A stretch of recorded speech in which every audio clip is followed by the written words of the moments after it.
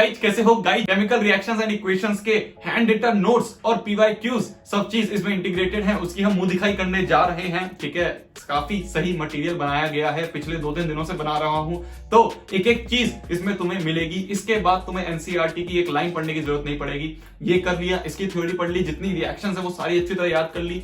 ठीक है, फिर पीवाईक्यूज हैं इसमें, वो तुमने कर लिए। जो एनसीईआरटी की बैक एक्सरसाइज है वो तुमने कर ली। बहुत है, तुम्हारा पूरा चैप्टर हो जाएगा, कोई सवाल नहीं अटकेगा, इस बात की गारंटी है। ठीक है, इससे अच्छा मटेरियल कहीं नहीं मिलेगा। हर एक चीज मैंने इसमें इंटीग्रेट करी है, जैसे कि ये जो तुम्हारी डेफिनेशन है, ये वो डेफिनेशन है जो तुम एग्जाम में लिखोगे तुम्हें पूरा नंबर मिलेगा, कोई तुम्हारा एक नंबर नहीं काटेगा। ठीक है, हर चीज इसमें तुम्हें हर चीज डिफाइंड मिलेगी। ठीक है, तुम चाहे कहीं से पढ़े हो लेक्चर या ना पढ़े हो, तुम इसको एक बार बैठ के उठाओगे, है ना, और पढ़ना स्टार्ट करोगे तो तुम्हें हर चीज समझ में आएगी, इस बात की मैं गारंटी देता हूँ। ठीक है, एक एक स्टेप तुम्हें समझाया हुआ है कि किस तरह से बैलेंस करना होता है। फिर उसके बाद कुछ क्वेश्चंस हैं जो तुम्हें प्रैक्टिस के लिए दिए गए हैं, फिर तुम ऐसे प्रैक्टिस करोगे, उसके आंसर भी दे रखे हैं। ठीक है, एक चीज मेरे को यहाँ पे बतानी थी, जैसे ये टाइप्स ऑफ केमिकल रिएक्शन वाला पार्ट है, इसमें मैंने लिखा है कि जितनी भी केमिकल रिएक्शंस है वो सारी याद करनी तुम्हें जरूरी है। वो इसलिए जरूरी है क्योंकि वो रिएक्शंस कई बार बोर्ड में डायरेक्ट पूछ लेते हैं। जैसे कि कॉम्बिनेशन रिएक्शन है, इसमें मैंने एक एग्जांपल दिया, ये एग्जांपल वाली रिएक्शन है, तुम्हें याद करनी है। क्यों? क्योंकि ये बोर्ड वाले पूछ सकते हैं कि भाई बताओ क्विक लाइन किस तरह रिएक्ट करता है जिससे कि वो स्लेक लाइन बनता है। ठीक है, के क्यूब बी का मतलब होता है कुछ काम की बात।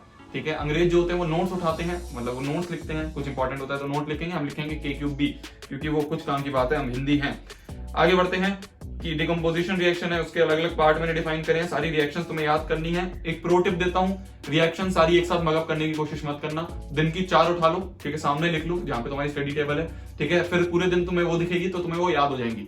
2 दिन 4 रिएक्शन याद करी, अच्छी तरह याद कर ली, अब आगे की 4 रिएक्शन उठाएंगे।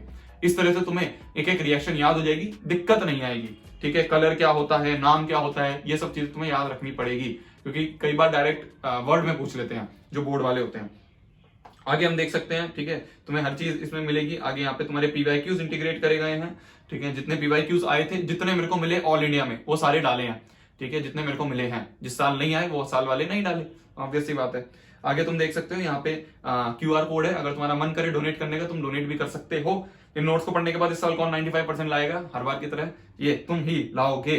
ठीक है, इसका डाउनलोड लिंक नीचे डिस्क्रिप्शन में है, वहां से आप डाउनलोड कर सकते हो।